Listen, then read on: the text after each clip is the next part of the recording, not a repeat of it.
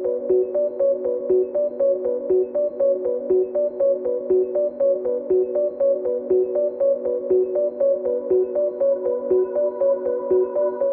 everyone, welcome back to Mystifying Miracles. I'm Kristen and got another true story ready for you today. Of course, it has miracles involved, a little bit different of a story, and we're just going to go ahead and dive right in. So thanks for joining. So in this story, it involves a woman named Dodie.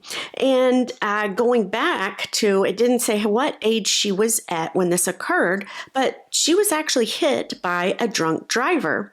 When the crash happened, she was driving and her head actually went through the driver's side window. Well, her injuries, the greatest of her injuries, ended up being in one of her eyeballs.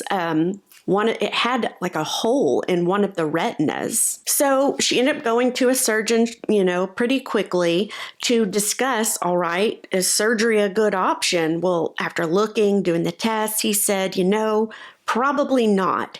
That's going to be a last resort for you, Dodie. And the reason being, Dodie had genetically weak retinas. It ran in her family. So this was the reason being that surgery probably wouldn't be a good idea for her. So he had her come in weekly just to monitor how things were going. And he told her, try to get as much rest as possible and eliminate all stress if you're able to. That's what we need to do. So she began to do that. Weeks fly by and she goes back in every week, and after a few weeks, there was no change. Same thing. Also during this time, Dodie ended up trying out a new church, attending for the first time. And they actually had a Sunday that came along, and they did something that was called hands-on healing.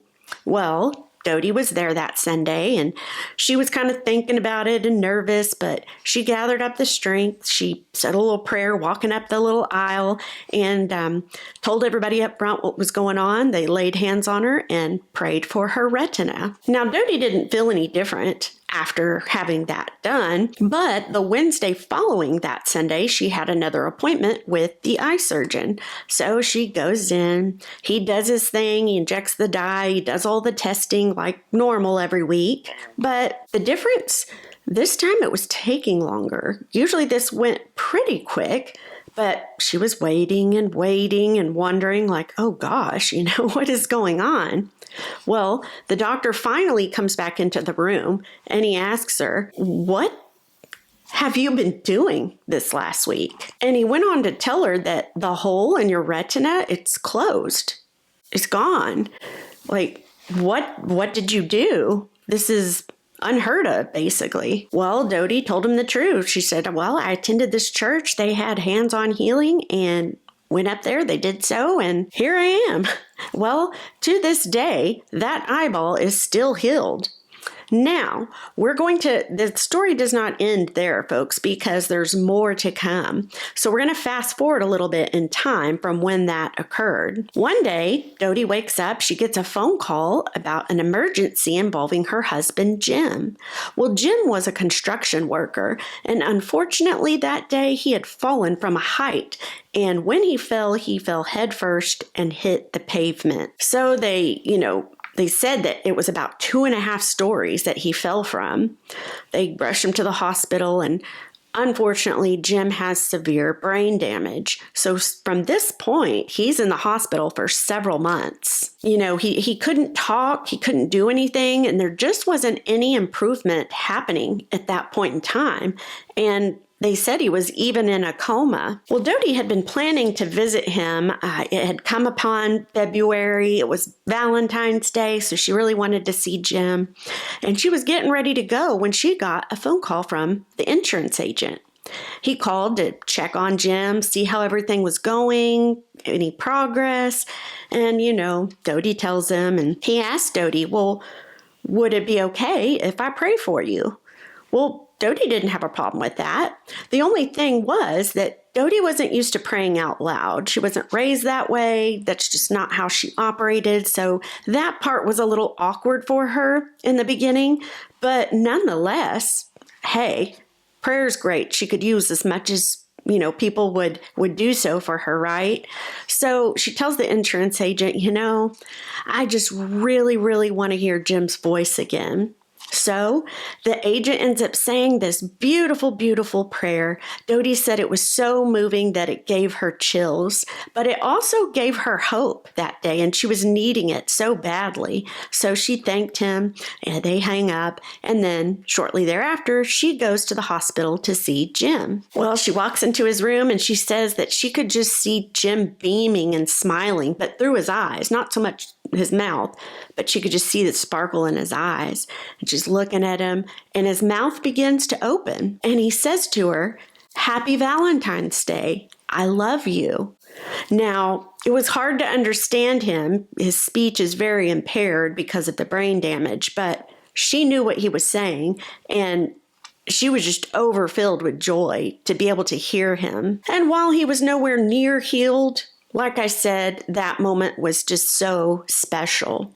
6 months pass by, and then Jim's able to finally be able to come home. But of course, because of the brain damage, he still needs 24/7 nursing care. So nurses, visitors, therapists were always coming in and out of their home. Traffic all the time. So it was a pretty busy, hectic time. And it was then, soon after that point, Dodie says Jim ends up having a heart attack. Well, we have a few years that end up passing after he has that heart attack. And Dodie says, Jim couldn't even sit up on his own accord. He just couldn't. He couldn't do anything. And they actually had him in a medically induced coma at that point. So, all Dodie could do was sit at his bedside. So she did so many times. And she says a day came, it was about 3 a.m. in the morning, where she's sitting there and she's just sobbing and she's crying and she's physically reacting because she's angry, she's sad, she's confused. So she's just, a jumble of emotions. And what she remembers thinking in that moment was that, how could Jim have made all this progress the last few years only to have a heart attack, and then will God let him die? Would all of that have been for nothing? She just could not understand, and she was angry, like I said, and upset. She began speaking out and talking to God, and she says, "God, I have to know your plans. I have to. I can't take this anymore.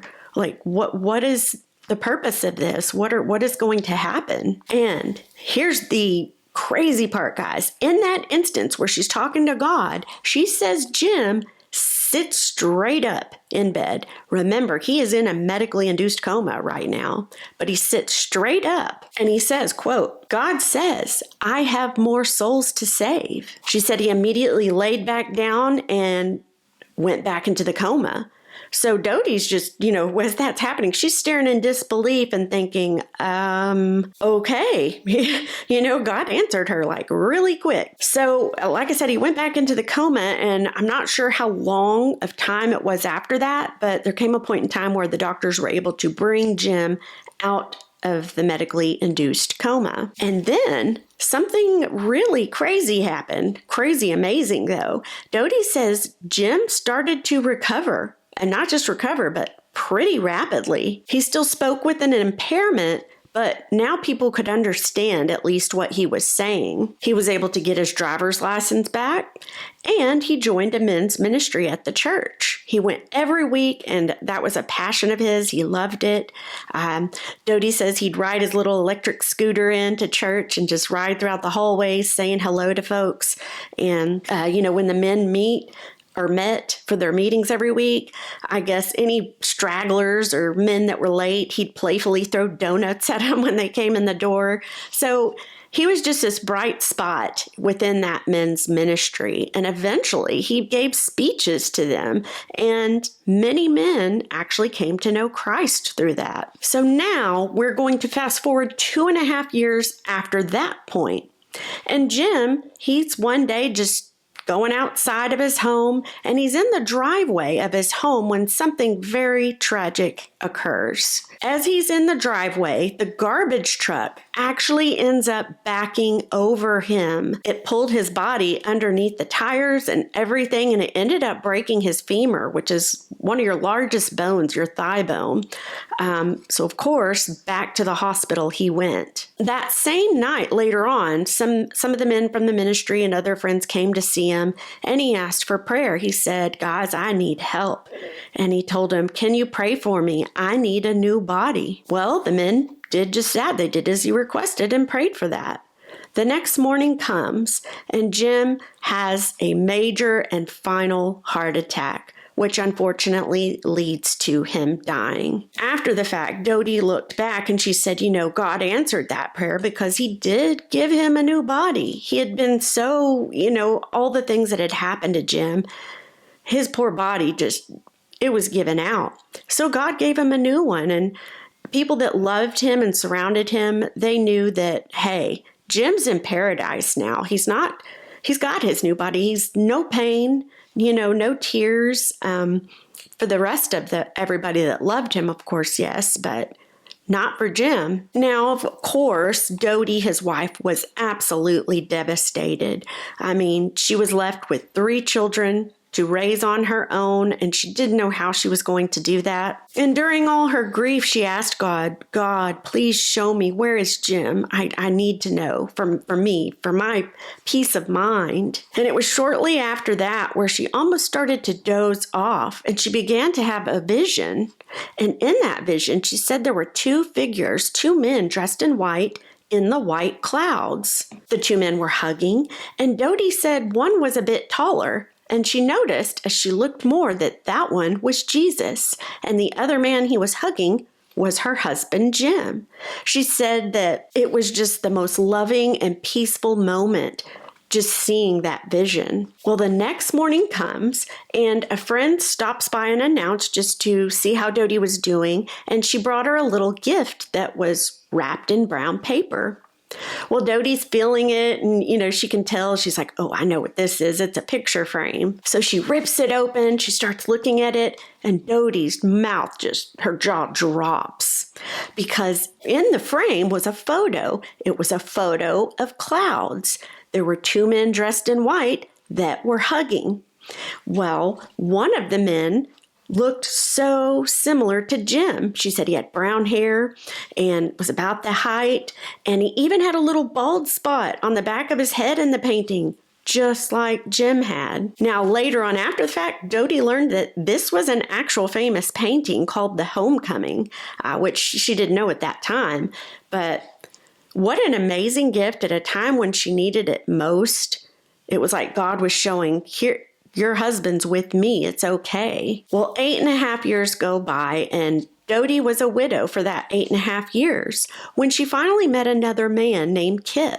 Now, at this point, her children were grown. She even had a few grandchildren. So she began dating Kip. She said Kip fit right in with everybody in the family. So it was a lovely and great time for them. So soon thereafter, of course, they get married. And Dodie says that, despite all these tragedies, from the drunk driving to the garbage truck accident, all the heart attacks for Jim and the construction accident, one thing after another as time went on. She said, even though that she does not have any fear, because she says, you know what? I know paradise awaits me. And she said, not only that, but my other brothers and sisters in Christ who have passed on, I'll get to see them again.